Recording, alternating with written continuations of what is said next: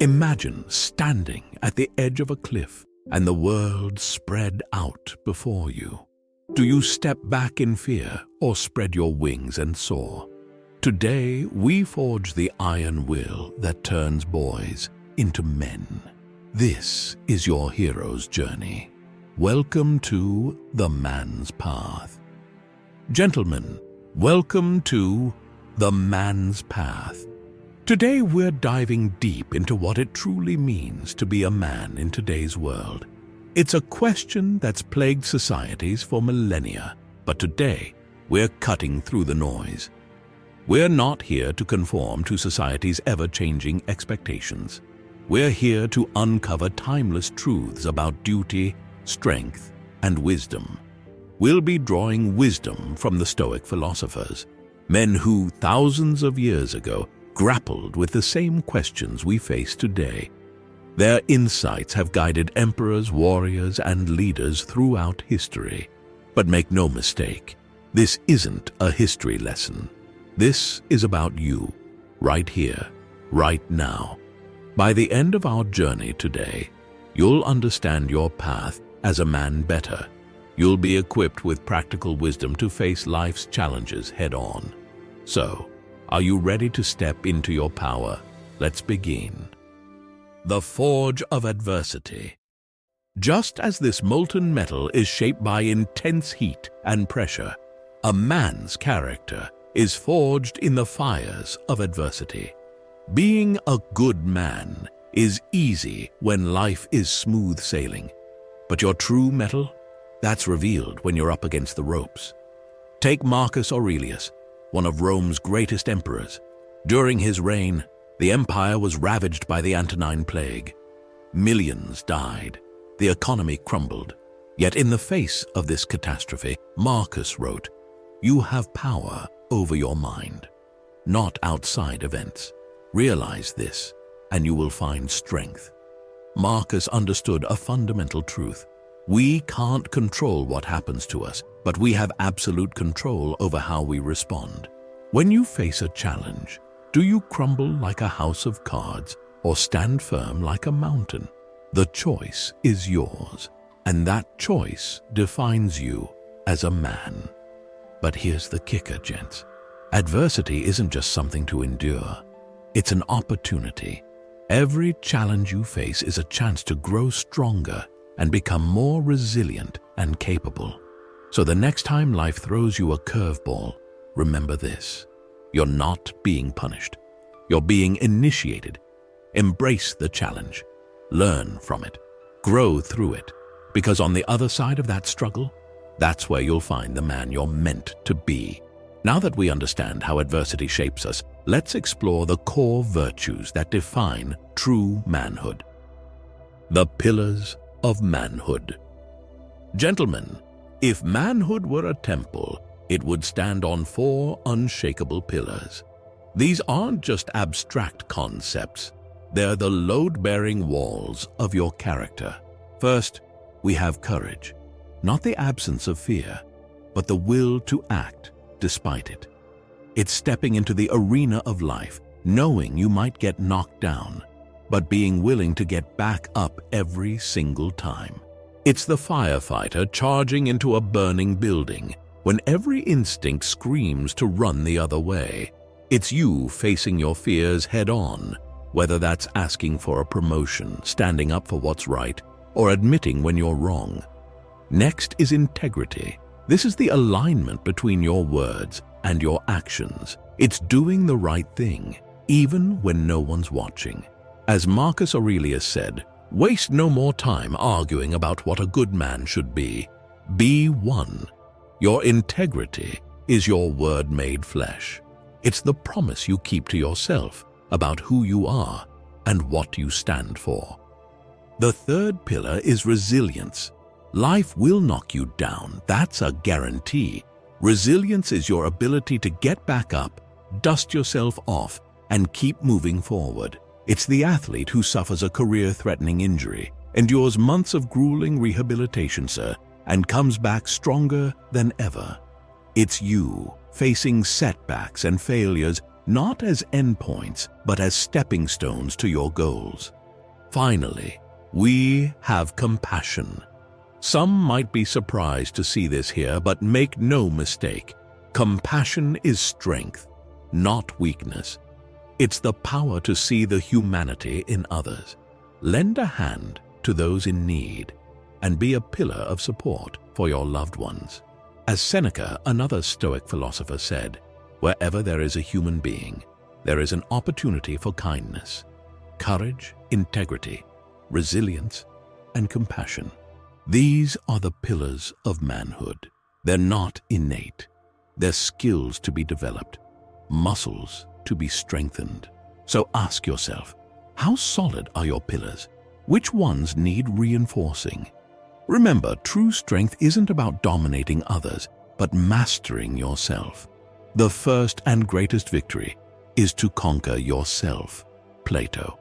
In the coming chapters, we'll explore practical ways to strengthen each of these pillars.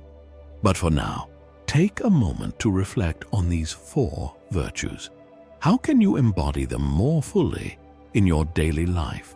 Now that we've laid the foundation of manhood, let's dive into the art of self-mastery.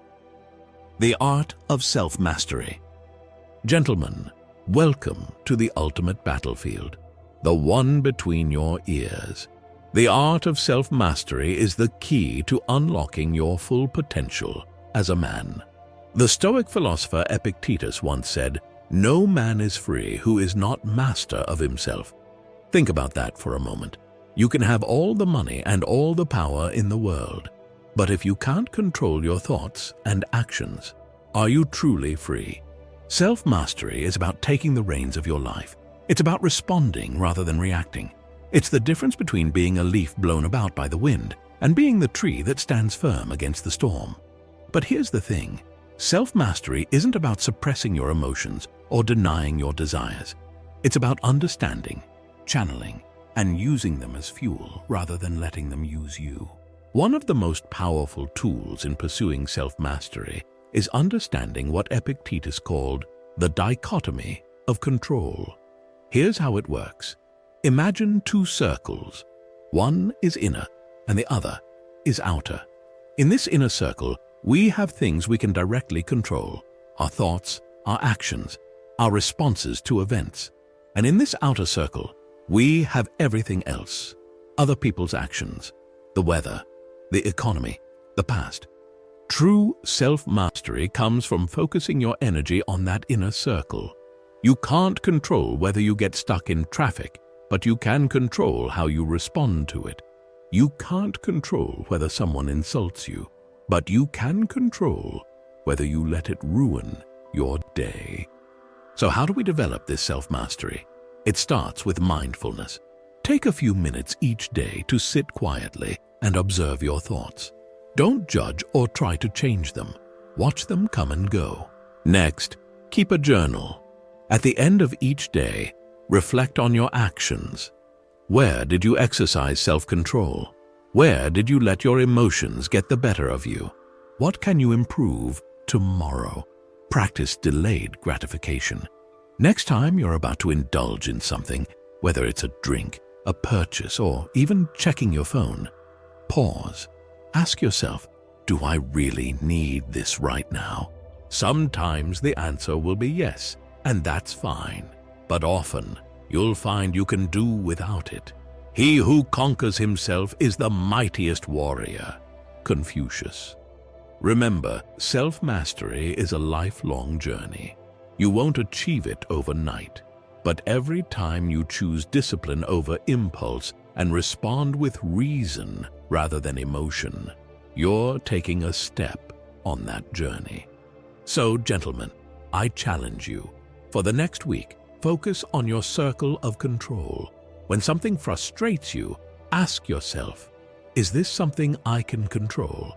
If not, let it go. If it is, take action.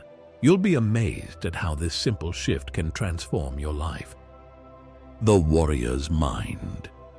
Gentlemen, in ancient times, a warrior's greatest weapon wasn't his sword or his shield.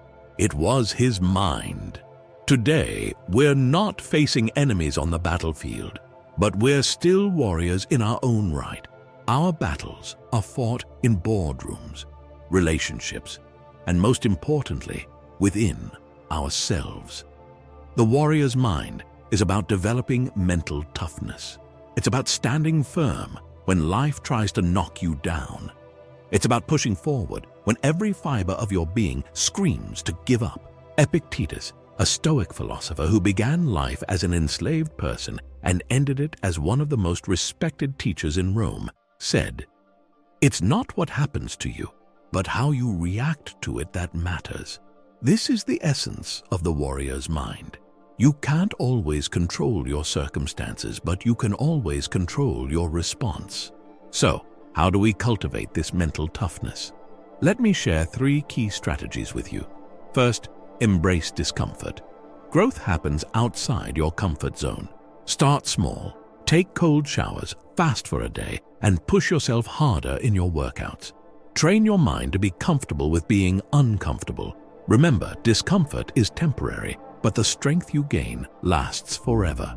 Second, visualize success. Before any challenging situation, take a moment to close your eyes and see yourself succeeding. This isn't wishful thinking, it's mental rehearsal. Athletes, soldiers, and top performers in every field use this technique. Your mind can't always distinguish between vivid visualization and reality. Use this to your advantage. Third, reframe challenges.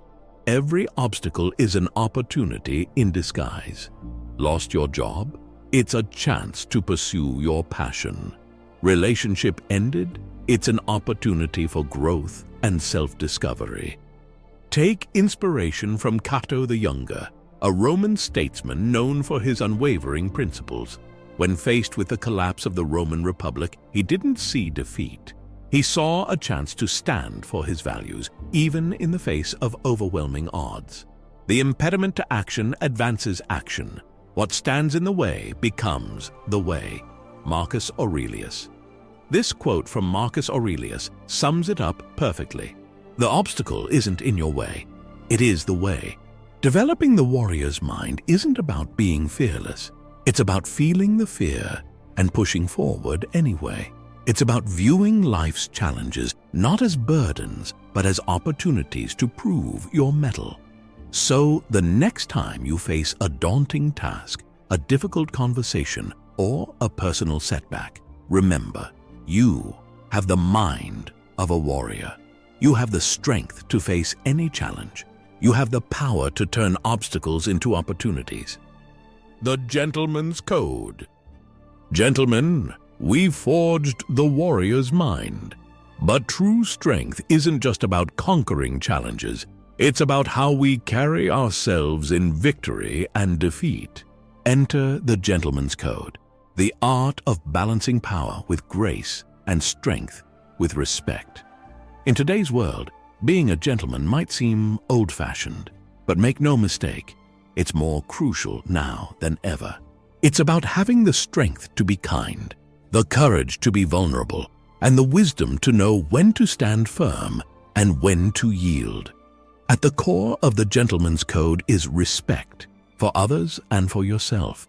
Confucius said, "Respect yourself, and others will respect you."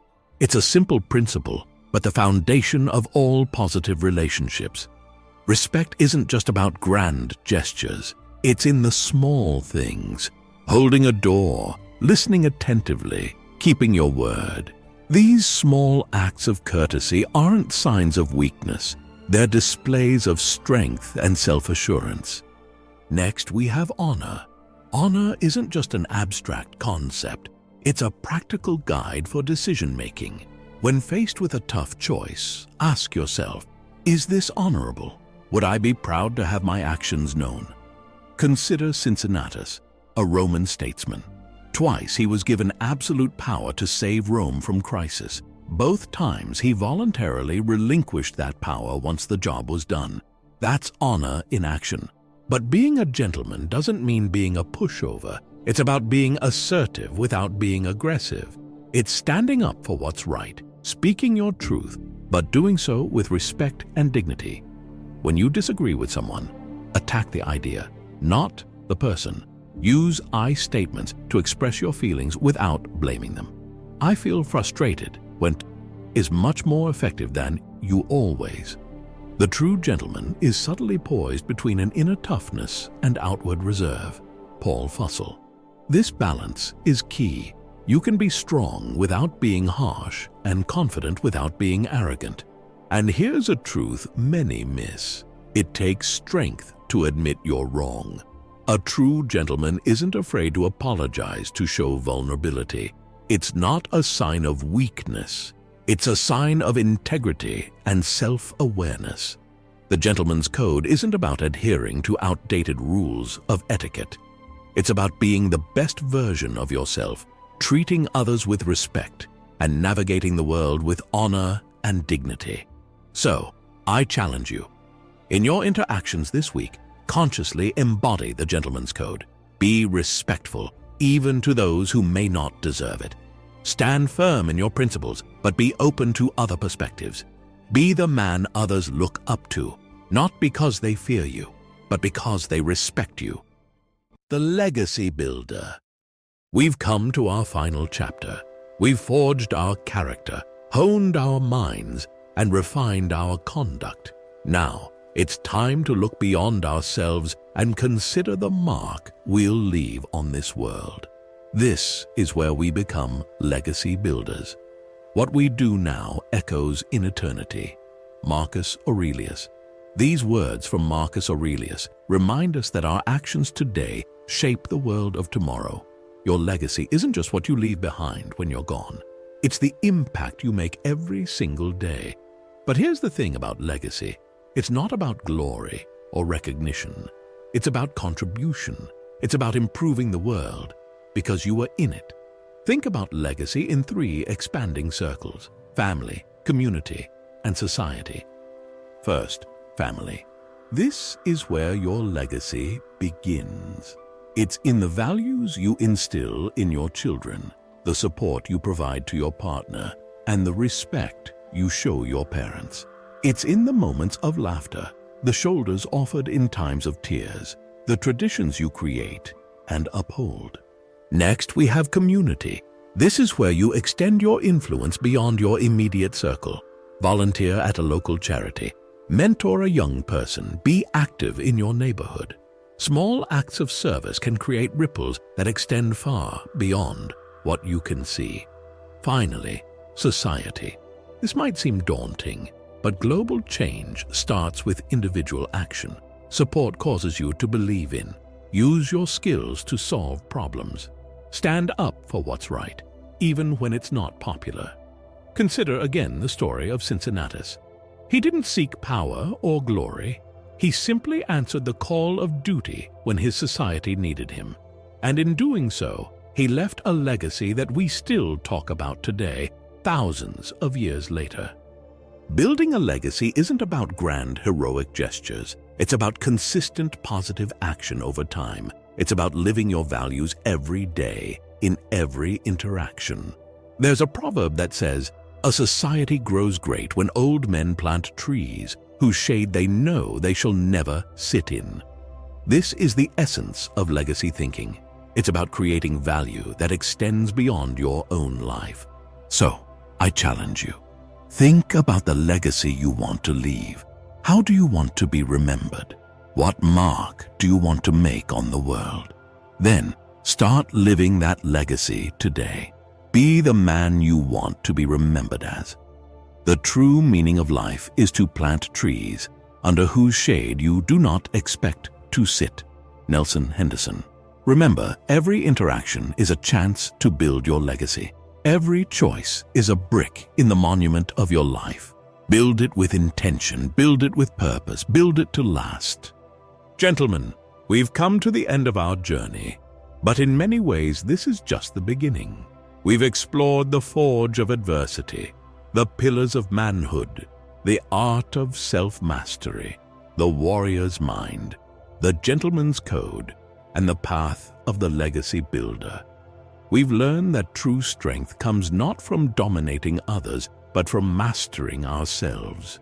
We've seen that courage isn't the absence of fear, but the willingness to act despite it. We've discovered that respect and honor are not outdated concepts, but timeless principles that guide us towards our best selves. You must be the change you wish to see in the world. Mahatma Gandhi. This quote encapsulates everything we've discussed today.